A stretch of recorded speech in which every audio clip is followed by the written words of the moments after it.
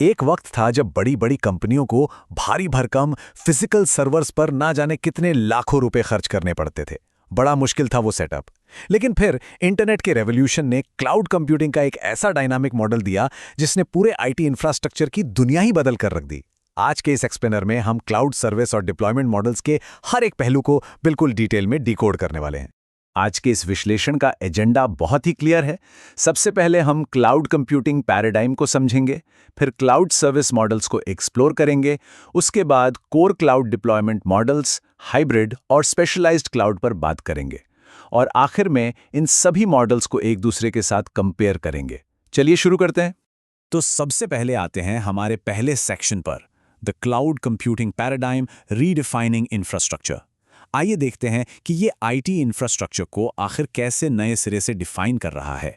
असल में cloud computing एक ऐसा सिस्टम है जहां सर्वर्स, स्टोरेज और डेटाबेस जैसे रिसोर्सेज सीधे इंटरनेट के जरिए डायनामिक रूप से डिलीवर किए जाते हैं।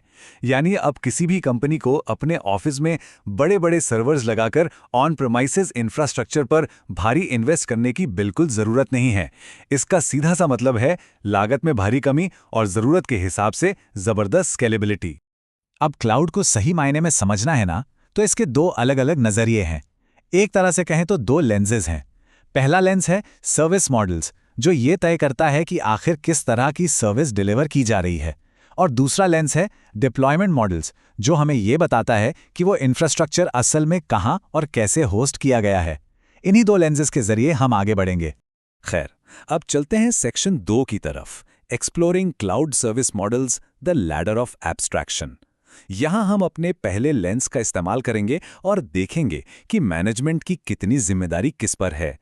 इन क्लाउड सर्विसेज को एक सीढ़ी या लैडर की तरह सोच सकते हैं। सबसे पहले स्टेप 1 पर है IaaS, यानी इंफ्रास्ट्रक्चर एज अ सर्विस। फिर step 2 PaaS, platform as a service. Step 3 पर आता है SaaS, software as a service. और आखिर में स्टेप 4 सर्वरलेस कंप्यूटिंग।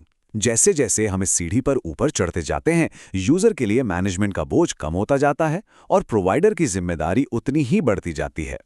इसमें सबसे दिलचस्प बात ये देखने वाली है कि आखिर मैनेजमेंट का फोकस बदलता कैसे है। एक तरफ देखिए IaaS को, यहाँ वर्चुअल मशीन और स्टोरेज सब कुछ खुद मैनेज करना पड़ता है और यहाँ बहुत ज़्यादा नियंत्रण होता है। पर इसके बिल्कुल ऑपोजिट अगर सर्वरलेस कंप्यूटिंग को देखें, तो वहाँ डेवलपर का पूरा फोकस सिर्फ और सिर्फ अपना कोड लिखने पर होता है।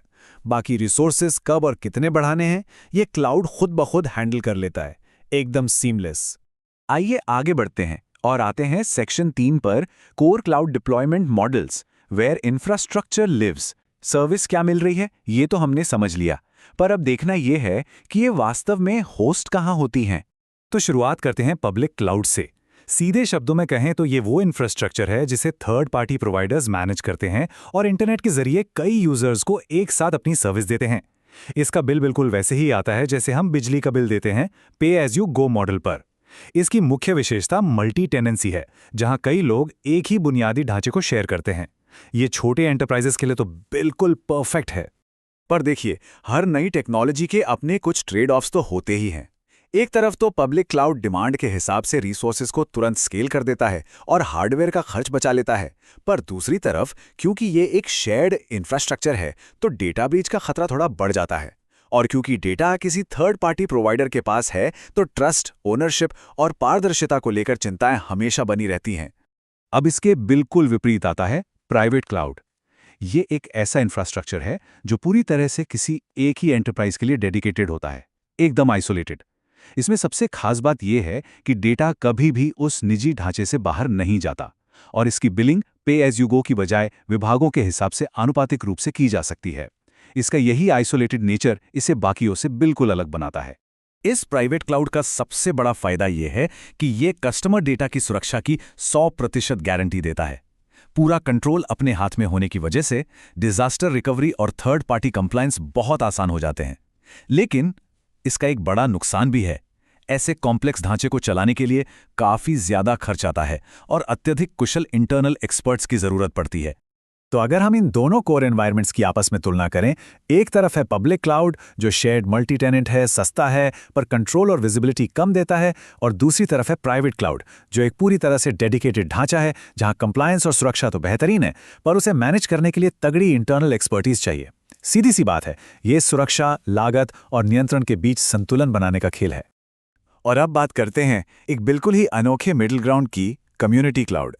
ये वो इंफ्रास्ट्रक्चर है जिसे ऐसी अलग अलग संस्थाएं आपस में शेयर करती हैं जिनकी ज़रूरतें और चिंताएं एक जैसी होती हैं, जैसे कि हेल्थ केयर इंडस्ट्री, मीडिया या फिर साइंटिफिक रिसर्च इंस्टीट्यूट्स। ये पब्लिक क्लाउड से ज़्यादा सुरक्षित होता है और प्राइवेट क्लाउड से थोड़ा सस्ता। हालांकि कई संगठनों के बीच जिम्मेदारियां बांटना अक्सर थोड़ा चैलेंजिंग ज़रूर हो सकता है।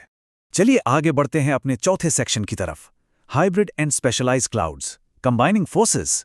असल में आजकल के संगठनों की ज़रूरतें इतनी कॉम्प्लेक्स हो गई हैं कि उन्हें एक से ज़्यादा एनवायरनमेंट्स को मिलाकर काम चलाना पड़ता है। और हाइब्रिड क्लाउड ठीक यही काम करता है। मान लीजिए किसी संस्था का अपना एक प्राइवेट क्लाउड है, वो सुरक्षित तो बहुत है लेकिन अगर अचानक से ट्रैफिक बढ़ जाए तो वो तेज़ी से स्केल नहीं कर सकता। ठीक ऐसे पीक लोड वाले वक्त पर यह हाइब्रिड मॉडल तुरंत पब्लिक इंफ्रास्ट्रक्चर का फायदा उठाता है और सिस्टम को स्केल कर देता है। ये हेटेरोजिनस सिस्टम वाकई काफ़ी शानदार है। इसके फायदे और नुकसान पर नज़र डालें तो हाइब्रिड सेटअप एक सस्ता डिस्ट्रीब्यूटेड सिस्टम देता है, इसमें लेटेंसी कम होती है और क्योंकि सेंसिटिव डेटा प्राइवेट हिस्से में रहता है तो ये अत्यधिक सुरक्षित भी है। लेकिन सबसे बड़ी समस्या इसकी भारी कॉम्प्लेक्सिटी है। दो बिल्कुल अलग तरह के एनवायरनमेंट्स के बीच सिक्योरिटी और एक्सेस लेवल्स को एक साथ मैनेज करने के लिए बहुत गहरे तकनीकी ज्ञान की आवश्यकता होती है। इसी दिशा में एक और एडवांस्ड रणनीति आती है जिसे मल्टी क्लाउड कहते हैं। इसमें कोई संगठन किसी एक प्रोवाइडर पर निर्भर रहने के बजाय अलग अलग प्रोवाइडर्स की सेवाओं का इस्तेमाल करता है। इसका सबसे बड़ा फायदा ही यही है कि वेंडर लॉक इन की प्रॉब्लम खत्म हो जाती है और परफॉर्मेंस बेहतरीन मिलती है। पर फिर से अलग अलग प्लेटफॉर्म्स को एक साथ चलाने में इंटरऑपरेबिलिटी के इश्यूज आते हैं और मैनेजमेंट कॉस्ट बहुत ऊपर चली जाती है। खैर, अब हम आ गए हैं अपने आखिरी सेक्शन पर, comparing the cloud models, synthesising the deployments. अब वक्त आ गया है कि इन सभी डिप्लॉयमेंट रणनीतियों को एक साथ रखकर देखा जाए। अगर हम इसे कंक्लूजन की तरह देखें तो पब्लिक क्लाउड एक शेयर्ड इंफ्रास्ट्रक्चर देता है जो कॉस्ट में कम है। प्राइवेट क्लाउड पूरी तरह से डेडिकेटेड और हाईली सिक्योर है, और हाइब्रिड क्लाउड वो तो इन दोनों का एक बेहतरीन मिश्रण है। ये शेयर्ड और डेडिकेटेड रिसोर्सेज को एक साथ मिलाकर अल्टीमेट फ्लेक्सिबिलिटी देता है। सच कहूं तो आधुनिक उद्यमों के बीच यही फ्लेक्सिबिलिटी इसे सबसे आकर्षक विकल्प बनाती है। इस सोर्स मटेरियल के डीप डाइव एक्सप्लेनर के अंत में एक बहुत ही ज़रूरी और थोड़ा सोचने पर मजबूर कर देने वाले सवाल पर ध्यान देते हैं। जिस रफ्तार से रोज़ नए नए प्लेटफॉर्म्स और तकनीकें उभर रही हैं, क्या आने वाले वक्त में हाइब्रिड और मल्टी क्लाउड एनवायरनमेंट्स को मैनेज करने की जो ये बढ़ती जटिलता है, वो आखिरकार इनके द्वारा दिए जाने वाले फ़ायदों पर भारी पड़ जाएगी? क्या इनकी मैनेजमेंट का दर्द इनकी स्केलेबिलिटी से बड़ा हो जाएगा? ये एक ऐसा सवाल है जो भविष्य के हर आईटी रणनीतिकार को खुद से पूछना पड़ेगा। आज के इस विश्लेषण में शामिल होने के लिए बहुत बहुत शुक्रिया।